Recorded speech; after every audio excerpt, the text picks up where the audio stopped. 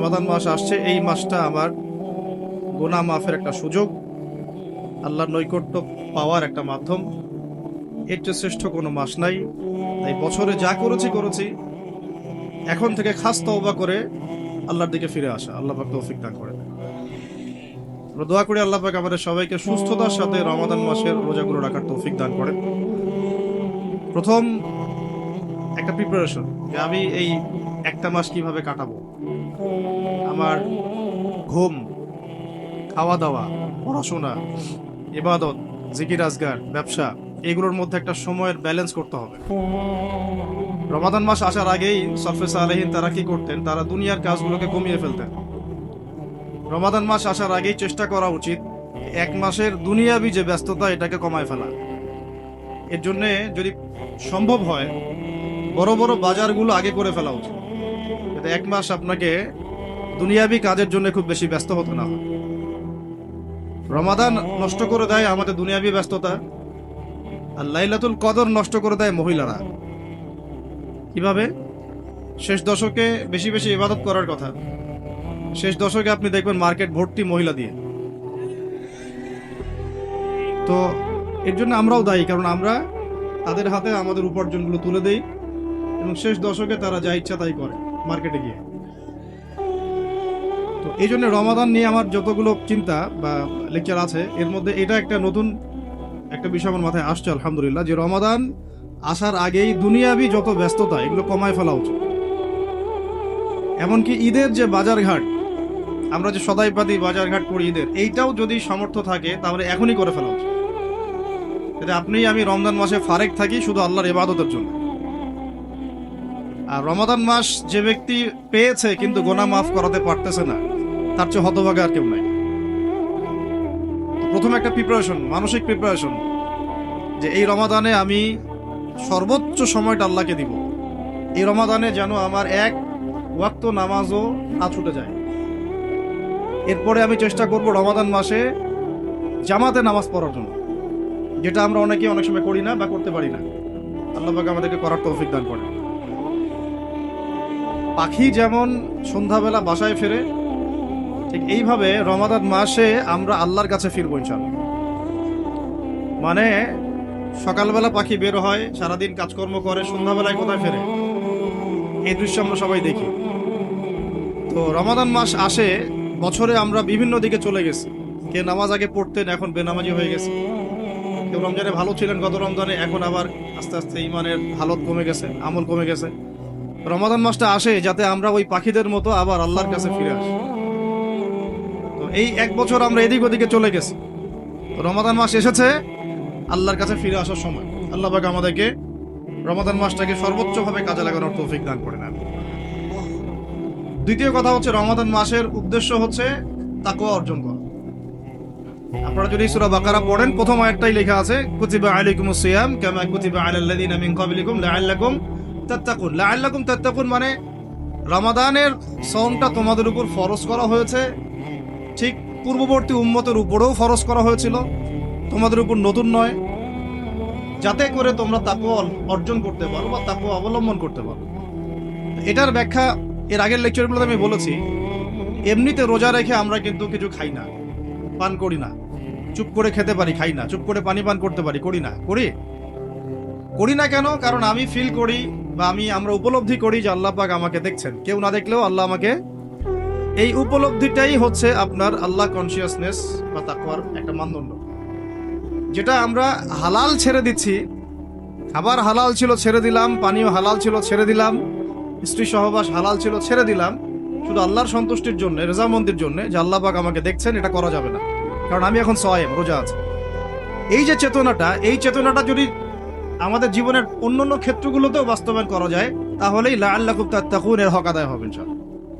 ঠিক ওই চেতনা লাগবে আমার শিক্ষাক্ষেত্রে। এমন কোনো শিক্ষা আমি অর্জন করতে পারবো না যেটা আল্লাহর বিরোধী, রাসূলের বিরোধী। কোনো শরীফ থেকে শরীফা চলবে না এখানে। কথা বোঝা যাচ্ছে কি? লাআল্লাকুম তাত্তাকুনের একটু ব্যাখ্যা বুঝি। কেন খাই না কেন? আল্লাহ দেখছেন। কেন পানি পান করি না? এটা ফিল করি তো। কেন স্ত্রী সহবাস করলাম না? আল্লাহ না করেছেন। রোজা ভেঙে যাবে। 3টা হালাল ছিল না হারাম? হালালই ছেড়ে দিলাম। তাহলে ওই চেতনাটা আমার দরকার শিক্ষাক্ষেত্রেও। যখন আমি জ্ঞান অর্জন করব, এমন কোনো জ্ঞান অর্জন করা যাবে না যেই জ্ঞান আমাকে আল্লাহ এবং তার রাসূল থেকে দূরে সরাই দিবে। প্রথম যে ওহীটা আসছে জ্ঞান কেন্দ্রিক, ইকরা বিসমি রাব্বিকাল্লাযী খালাক, আমরা শুধু এখান থেকে একটা মেসেজ নেই যে ইকরা মানে আল্লাহ পাক পড়তে বলেছেন। আসলে পুরো আয়াতটাকে বুঝেন। আল্লাহ পাক তার নবীকে বলছেন ইকরা বিসমি রাব্বিকাল্লাযী খালাক, ইকরা আপনি পড়ুন, বিসমি নামে, রব্বিকা আপনার রবের, আল্লাযী খালাক যিনি সৃষ্টি করেছেন। ইকরা বিসমি রাব্বিকাল্লাযী খালাক, পড়ুন আপনার সেই রবের নামে যিনি আপনাকে, আবার বলেন পড়ুন আপনার সেই রবের নামে যিনি আপনাকে। তাহলে যেই জ্ঞান আমাদেরকে আল্লাহর দিকে নিয়ে যায়, স্রষ্টার দিকে নিয়ে যায়, সৃষ্টিকর্তার দিকে নিয়ে যায়, সেটাই হচ্ছে জ্ঞান। যেই জ্ঞান আমাকে সুদ খেতে শেখায়, এটা জ্ঞান না। যেই জ্ঞান আমাকে ধর্ষণের সেঞ্চুরি করতে শেখায়, এটা জ্ঞান না। যেই জ্ঞান আমাকে বিশ্ববিদ্যালয়ে হকি স্টিক নিয়ে মারামারি করতে শেখায়, এটা জ্ঞান না। যেই জ্ঞান আমাকে তাগুতের বিধান দ্বারা দেশ চালানোর জ্ঞান শেখায়, এটা জ্ঞান না। এগুলোকে বলা হয় এক বাক্যে জাহেলিয়া। কি বলা হয়? এটাই ছিল আবু জাহেলের যুগের সুন্নাত। আবু জাহেলের যুগে এগুলোই চলতো। আবু জাহেলের যুগ মানে হচ্ছে ওই আইয়ামে জাহেলিয়া। আপনারা গালি দেন অনেকেই, বর্বর জাহেলি যুগ ছিল। কিন্তু কেন আমরা জাহেলি যুগ বলি? কারণ ওই যুগেও শিরকের ছড়াছড়ি ছিল, যেটা এই যুগে আছে। ওই যুগেও সুদভিত্তিক অর্থনীতি ছিল, যেটা এখনকার যুগের সুন্নত, ফরজ। সুন্নত না, ফরজ। এখনকার যুগের ফরজ সুদভিত্তিক অর্থনীতি, এখনকার অর্থনীতির ফরজ। যে কোনো অর্থনীতির দিকে যাবেন, দেখবেন সুদ ছাড়া এখানে গতি নাই। সুদ ছাড়া নড়ার জায়গা নাই। আপনি নড়তে চাইলে আমাকে ধরে ফেলবে আপনাকে। এটা সেই যুগ যে সুদ থেকে আপনি বাঁচতে চাবেন, আপনার গায়েও সুদের ছিটা ফোটা গিয়ে লাগবে। আপনি যদি বাঁচতেও চান, আপনার গায়ে গিয়ে লাগবে। ওই আইয়ামে জাহিলিয়াত মানে মাদক আর মাদক, ঠিক এই যুগের মতোই। আইয়ামে জাহিলিয়াত মানে মেয়েদের মানহানি, অবমাননা, জেনা, ব্যভিচার, পরকিয়া, ধর্ষণ, অশ্লীলতা, বেহায়াপনা, বেপরদামি। এই যুগের এগুলো এই যুগে নাই? আগের চেয়ে বেশি না কম? আইয়ামে জাহিলিয়াত মানে গোত্রীয় হানাহানি, দ্বন্দ্ব, মারামারি, কাটাকাটি। এখনকার নাই যুগে। মূল কথা হচ্ছে এই জাহেলিয়াত, যেগুলো যারা আমাদেরকে জাহেলিয়াত শিক্ষা দেয়, এটাকে আমরা জ্ঞানের সংজ্ঞায় সংজ্ঞায়িত করতে পারি না। ইকরা বিসমি রাব্বিকাল্লাযী খালাক এর অন্যতম একটা অর্থ এটাও যে জ্ঞান সেটাই যা আমাকে আমার রবের দিকে নিয়ে যাবে। সেটা জ্ঞান নয় যেটা আমাকে রব থেকে দূরে সরায় দেয়। তাহলে আমরা শিক্ষাক্ষেত্রে যখন থাকবো, সেই জ্ঞান অর্জন করব যেই জ্ঞান আমাকে আল্লাহ এবং তার রাসূলের দিকে নিয়ে যাবে। যেই জ্ঞানটাই আমাকে আল্লাহ এবং তার রাসূল থেকে দূরে সরাবে, এটার নাম জ্ঞান না, এটার নাম কি? জাহেলিয়াত, মূর্খতা। এখন এখানে অনেক কথা, সব কথা মাহফিলে বলা যায় না, লম্বা করা যায় না। মূল কথাটা কি দেখেন, আমরা স্কুল পড়েছি, কলেজ পড়েছি, বিশ্ববিদ্যালয় পড়েছি, মাদ্রাসাও পড়ছি। এখন আমরা তালেব ইলম। এখন কথা হচ্ছে আমরা শরৎচন্দ্র, বঙ্কিমচন্দ্র সব পড়ে ফেলছি, ইংরেজি পড়ে শেষ করে ফেলছি, ফিজিক্স, কেমিস্ট্রি, বায়োলজি পড়ে শেষ করছি। ঠিক আছে, আমরা জিওপলিটিক্স, অর্থনীতি সব পড়ে শেষ করছি। এগুলো আমাদের সিলেবাসে ছিল তাই পড়েছি। কেন পড়েছি? কারণ সিলেবাসে ছিল। না পড়লে কি হবে? পরীক্ষা দিতে পারবো না। পরীক্ষা দিতে না পারলে কি হবে? সার্টিফিকেট আসবে না। সার্টিফিকেট না আসলে চাকরি হবে না। চাকরি না হলে বিয়ে শাদী হবে না। বিয়ে শাদী না হইলে জীবনটা বরবাদ। এই তো আমাদের ফিলোসফি তো এরকম, তাই না? নিজের পায়ে দাঁড়াইতে পারলি না তুই, নিজের পায়ে। এখন এই দুনিয়ার একটা ফিকির দিয়ে, চেতনাটা দিয়ে আমাদেরকে এই 10 থেকে 20 বছর এগুলো পড়তে হলো। আমরা পড়লাম। এখন যদি সিলেবাসের মধ্যে থাকতো নবীর জীবনী সাল্লাল্লাহু আলাইহি ওয়াসাল্লাম, যদি থাকতো কোরআনের তেলাওয়াত, থাকতো আরবি ভাষা, থাকতো কোরআনের তর্জমা, থাকতো নবী সাল্লাল্লাহু আলাইহি ওয়াসাল্লামের অন্তত 1000 হাদিস, অন্তত 1000 হাদিস, থাকতো ইসলামের কিছু ইতিহাস, থাকতো ইসলামী অর্থনীতির কিছু ভিত্তি, থাকতো আকীদা, উসুল এবং ফিকহ। এবং এগুলো না পড়লে আমি পাস করতে পারতাম না। পাস না করলে আমার চাকরি হতো না। চাকরি না হলে আমার নিজের পায়ে আমি দাঁড়াতে পারতাম না। তাহলে এই 16 কোটি মানুষ এগুলো শিখতো না? বুঝতে পারতেছি শিক্ষানীতির মূল সমস্যা এখানে ইসলাম বিবর্জিত একটা শিক্ষা ব্যবস্থা চালু করা হয়েছে। রমজানে একটা আওয়াজ যদি কেউ তোলে, রমজানে আমরা চাই, এই রমজানে আমরা চাই অন্তত আল্লাহর কিতাবের অন্তত একটা বিধান সমাজে বাস্তবায়ন হোক। অন্তত একটা বিধান তো আছে এখানে, শত কত আছে? শত শত হাজার হাজার হাজার হাজার তো পারেন নাই, পারা যায় নাই, পারবেনও না এটাও জানি, অন্তত একটা করে আপনারাই বাছাই করেন কোনটা। না আমি একটা অপশন দিলাম যে ইসলামী শিক্ষা ব্যবস্থা চালু করা, ইসলামী শিক্ষা ব্যবস্থা চালু করা হোক, ইকরা বিসমি রাব্বিকাল্লাযী খালাক এর বাস্তবায়ন করা হোক। করা যায় না এটা? এই দাবি কেউ উঠাবে না। আমরা সেই স্তরের মুমিন নাই এখন আর। আমরা তিলাওয়াত করতে যাব, তরজমা পড়তে যাব, কিন্তু এগুলো বলতে যাব না। বলে নিজের কাঁধে বিপদ ডাকার কি দরকার? চেতনা এরকম আমাদের। কিন্তু আমি আপনি সারা জীবন তেলাওয়াত করলে কিছু যায় আসে না। কাফেরদের, ফাসিক জালেম মুশরিকদের কিচ্ছু যায় আসে না। যায় আসবে কখন? যখন চুরি করলে চোরের হাত কাটা হবে তখন। যায় আসবে কখন? যখন কেউ মোরতাদ হয়ে গেলে ইসলামী সরকার তাকে মৃত্যুদণ্ড দিবে, তখন যায় আসবে। জিনা করলে যখন 100 বেত্রাঘাত করা হবে তখন যায় আসবে। যখন বিবাহিত ব্যক্তি ব্যভিচার করলে রজম করা হবে তখন যায় আসবে। তো এগুলো বাস্তবায়ন করলে তখন যায় আসবে। আপনি রমাদানে কোরআন পড়লেও আসলে আদতে গ্লোবাল প্রেক্ষাপটে, বৈশ্বিক প্রেক্ষাপটে জালেমদের, মুশরিকদের, মুনাফিকদের, কুফফারদের কিছু যায় আসে না। কিন্তু অ্যাটলিস্ট শুরুটা হোক কোরআন থেকে। এই বলে আবার পড়াও ছেড়ে দিব এমন তো না। শুরুটা হোক অন্তত কি থেকে? কোরআন থেকে। তাকওয়ার কথা বলতে গিয়ে অনেক ঢুকে যাচ্ছে ভিতরে, আমাকে একটা কনক্লুশনে আসতে হবে। রমাদান যে তাকওয়ার শিক্ষা আমাকে দিচ্ছে রোজা রাখা অবস্থায়, ওই তাকওয়ার শিক্ষাটা আমাকে শিক্ষা ক্ষেত্রেও রাখতে হবে। এই কিতাবে আল্লাহ রাব্বুল আলামিন বলেছেন, যে ব্যক্তি সুদ খায় আর যে সুদ ছাড়ে না, সে যেন আল্লাহ এবং তার রাসূলের সাথে যুদ্ধ করছে। নাউযুবিল্লাহ। হাদিসের মধ্যে নবীজি বলছেন, যে ব্যক্তি 1 দিরহাম সুদ খাবে সে যেন 36 বার জিনা করলো। আর একবার জিনা করলে এই কিতাবের মধ্যে আসে সূরা নূরের 2-3 নম্বর আয়াতে 100টা লাঠি, 100 লাখ বেত্রাঘাত। 1 বছরের নির্বাসন একবার করলে। একবার করলে কি? যুবক যুবতীরা ভালো করে শুনেন, কারণ আপনাদের তো মানে উঠতি বয়স, পা পিছলা এখন বেশি। আল্লাহ রাব্বুল আলামিন এই কিতাবে বলেছেন সূরা নূরের মধ্যে, চোখ তো এমনি নিচু করো, তারপরেও যদি কেউ করে ফেলে নাউযুবিল্লাহ, 100 বেত্রাঘাত জনসমক্ষে এবং 1 বছরের জন্য এই এলাকা থেকে বের করে দেওয়া। একবার করলে। কয়বার ভাই? আর নবীজি বলছেন যে 1 দিরহাম সুদ যে খায় সে 36 বার জিনা করলো। কোরআন এক জায়গায়, হাদিস এক জায়গায়, সমাজ এক জায়গায়, বিশ্ব রাষ্ট্র এক জায়গায়। এগুলো লা ইয়াজতামিআন, এগুলো কখনো ম্যাচ করে না। এখন কথা জাস্ট বলে দেই, কারণ আল্লাহর কাছে আমাদেরকে দায়মুক্ত হতে হবে, বা অ্যাটলিস্ট ওজোর পেশ করতে হবে যে আল্লাহ পাক আমরা বলেছি, শুনে নাই। মানুষ শুনে নাই, আমরা বলেছি।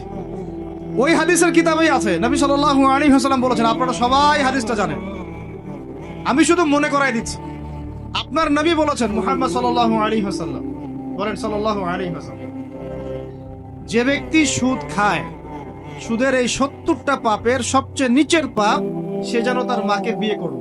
নাউযুবিল্লাহ, আস্তাগফিরুল্লাহ। হ্যাঁ, কখনো কি কল্পনা আসতে পারবে এটা আপনার? বলেন, আমার কথায় মাইন্ড করতেছে? মানুষকে বুঝাইতে পারি না আমি, এটা আমাদের ব্যর্থতা। আমরা বুঝাইতে পারি না। কিভাবে বললে মানুষ বুঝবে, এটা আমাদেরও বুঝে আসতেছে না। চিন্তার জগতে চোখ বন্ধ করে কি কল্পনা করতে পারবেন যে আপনি আপনার মায়ের সাথে নাউযুবিল্লাহ সেই কাজ করতেছেন যা আপনি আপনার স্ত্রীর সাথে করেন? পারবেন? আর নবীজি বলছেন, আপনার নবী, যে ব্যক্তি সুদ খায়, সুদের পাপের 70টা শাখা আছে, তার সবচেয়ে নিচের শাখাটাই হচ্ছে এইটা। আমরা এই 90% মুসলমানের দেশ না এটা এখন, এটা বরং এখন 50% মুনাফিকের দেশ। আর 90% মুসলমান নাই। মানুষ কাদিয়ানি হইতে হইতে, খ্রিস্টান হইতে হইতে এখন 80% নেমে আসছে মুসলমানের হাত। আপনারা হয়তো জানেনও না, কারণ এখানকার এলাকার মানুষ তো আপনারা বুঝবেন না। পার্বত্য অঞ্চলে যান, বর্ডার এলাকাগুলোতে যান, উত্তরাঞ্চলে যান, দেখবেন বহু মানুষ ইসাই মুসলিম হইতেছে দিন দিন, বহু মানুষ কাদিয়ানি হইতেছে দিন দিন, বহু মানুষ ধর্ম ত্যাগ করে খ্রিস্টান হয়ে যাচ্ছে, গ্রামের পর গ্রাম। অবস্থা ভয়াবহ।